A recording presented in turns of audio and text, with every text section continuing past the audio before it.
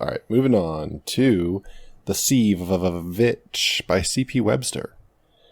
And this one is about a man named Ifor. Yeah, Ifor Williams. Yeah. This is a great one. I think it's all great from here on out. Basically, there was a little bit of a rough middle, and then everything is very similar to their competitor, the Tales of the Unreal. So there's a little rough in the middle there, a little saccharine in the middle. Hey, do not defame the good saccharin for comparing. Saccharin had soul. All right, thank you very much. But this one it's a little Lovecraft pilled without being too Lovecraft pilled, I guess, because you have the ocean. Yeah, you have the thalassophobia angle.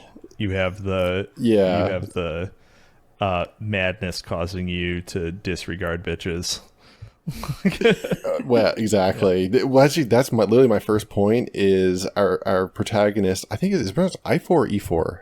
I was saying Ifor in my head, but I've never met a person with a name spelled IFOR. Listen, I do not recognize Welsh as real people, so I do not care what their backwards language is. But he's a true cell. He's wandering the beach, and he comes across this little. What does he even call it? Just a little metallic he describes it as obsidian. Object. It's like made out of stone. Obsidian. Okay, yeah. So this sort of artifact. Let's just call it an artifact. That might be the best way. Just to keep it short. Is and he's like, okay, what is this? Yeah, it says it's like it's not molded glass, but like a piece of carved greenish obsidian. That's what he says. And it's shaped like almost like an embryo with long hair. Yes. Like a gerbil shape, basically. And he's immediately interested in it. He's like, okay, I'll take this home. He takes it back. He lives with Mrs. Kernell. And before we move on, gentlemen, what do we think? Oh, she's a mommy. She has mommy energy. Look, so there is an illustration in here where she's looking like a slightly more matronly Julia Louise Dreyfus.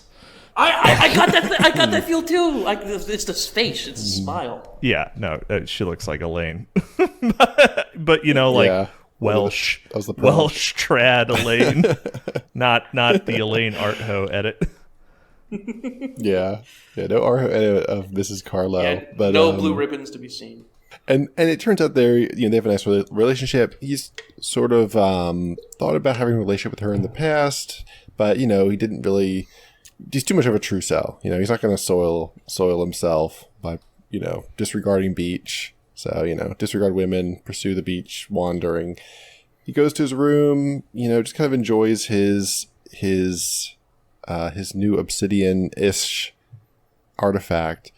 And the rest of the story is mostly him just gradually, very, very well done, a description of him just having this increasing fascination with the object the way it is, sleeping with it, and then he wakes up and he looks in the mirror and he has these not welts, but he has these sort of blisters forming on his skin. These little gray dots.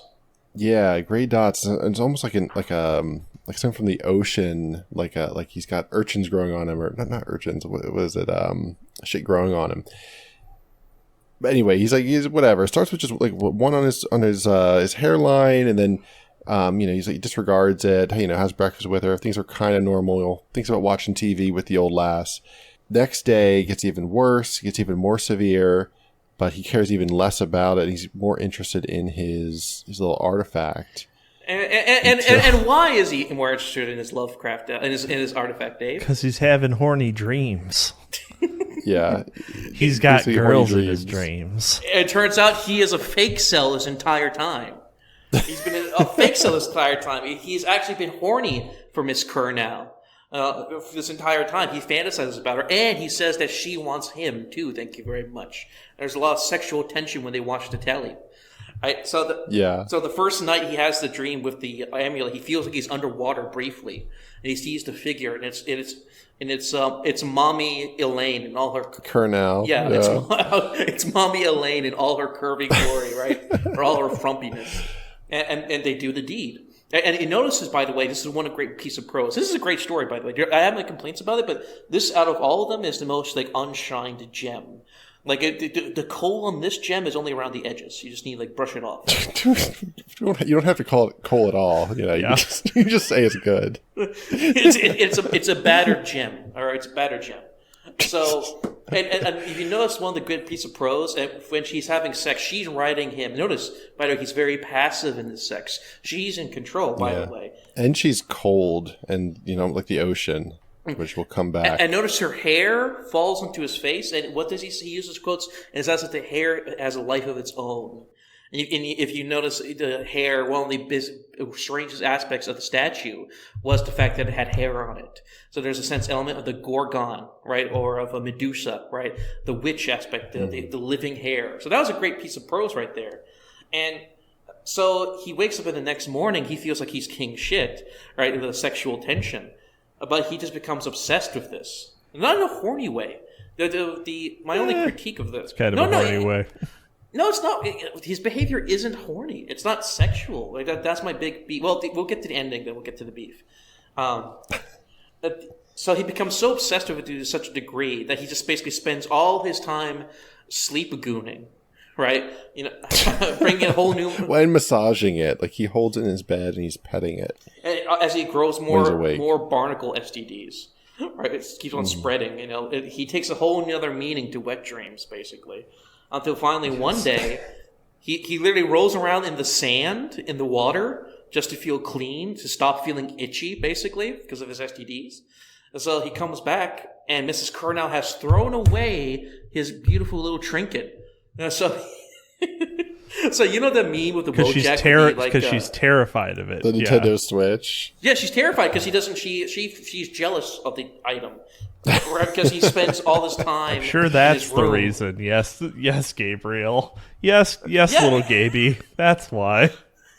Well, listen, she wants to spend time with him. She constantly asks him to watch TV. She likes hanging out with him. They have a relationship. So by definition, she doesn't like it, the fact that she can't hang out with him because she's inside his room all day and acting erratic. Oh my God. She's been goon widowed. She has been goon widowed by the cursed totem.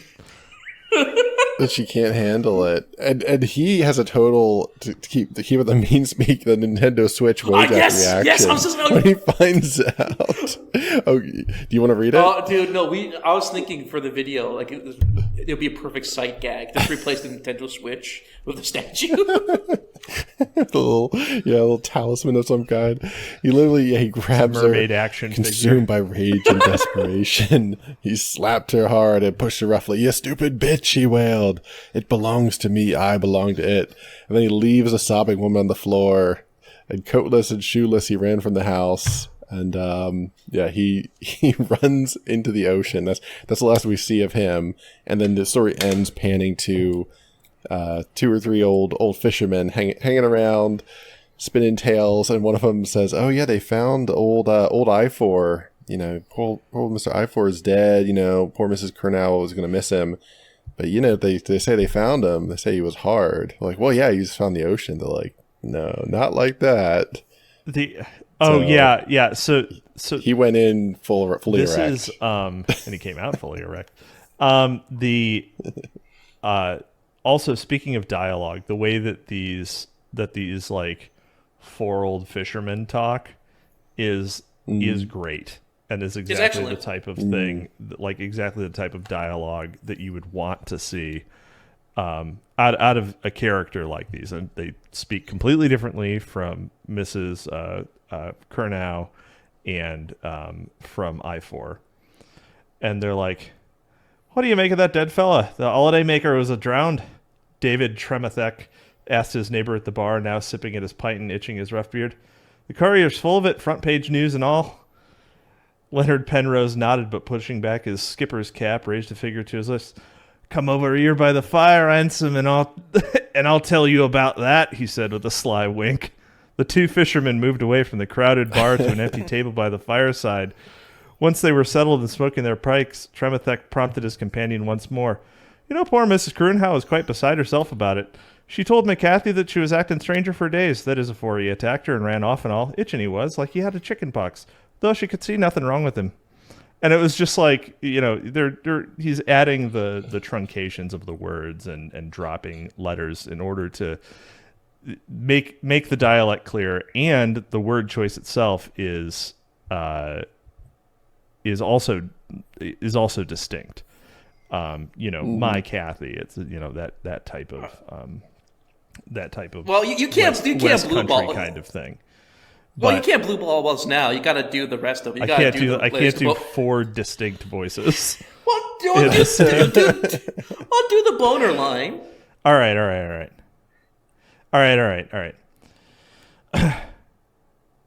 Barnacles, Tremethek replied incredulously. Why, he hasn't been missing that long. How'd he get covered in barnacles in less than a week? But Penrose only shook his head. That's not the strangest thing by a long chalk. What do you mean? Tremethek questions, eager to hear more. Why?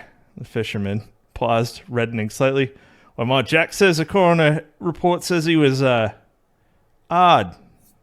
Down there, I mean. Penrose nodded meaningfully toward his groin, but the other fisherman now laughed dismissively.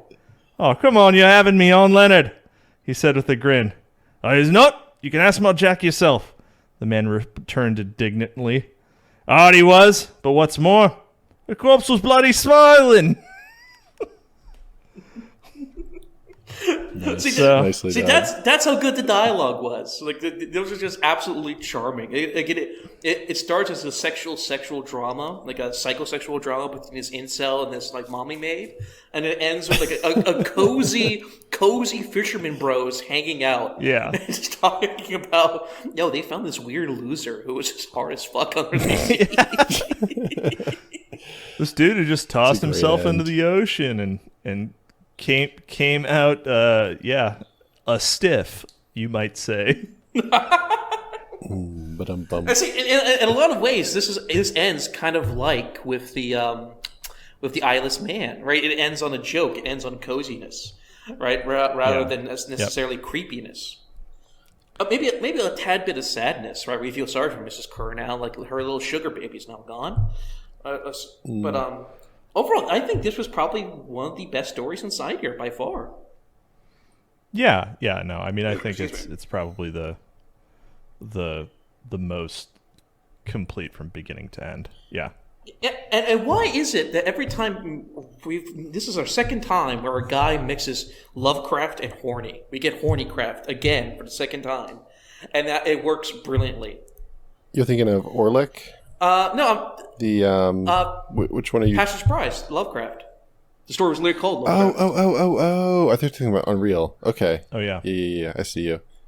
Oh, and I wouldn't describe whatever. Post. What was it called? Sub in Unreal was good too. Yeah, that's by Orlick. Yeah, Orlick Zarian. Yeah, that's the one I was. Yep. Orlick Bros. Shout out to Orlick. But yeah, no, it's the second time where you mix horniness with Lovecraft. It's brilliant. The psychosexual tension, because the biggest flaw with Lovecraft is the anti-humanness of it. The humans don't matter, right? It's very cold in Lovecraft. Somehow people are horny enough to fuck fishmen and end up with the Innsmouth look, but it's not. There's no other sexual component. Yeah, exactly. Yeah. There's no emotion. There's no like banter. It's very sterile.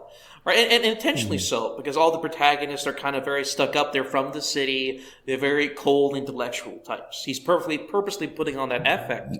So with the psychosexual element in this, you get the Lovecraft. Here's a little statue. Oh my God, the unknown. I'm going insane. Overall, this story was fantastic. This story stuck with me. I really liked it. Very good, sir. Very good, sir.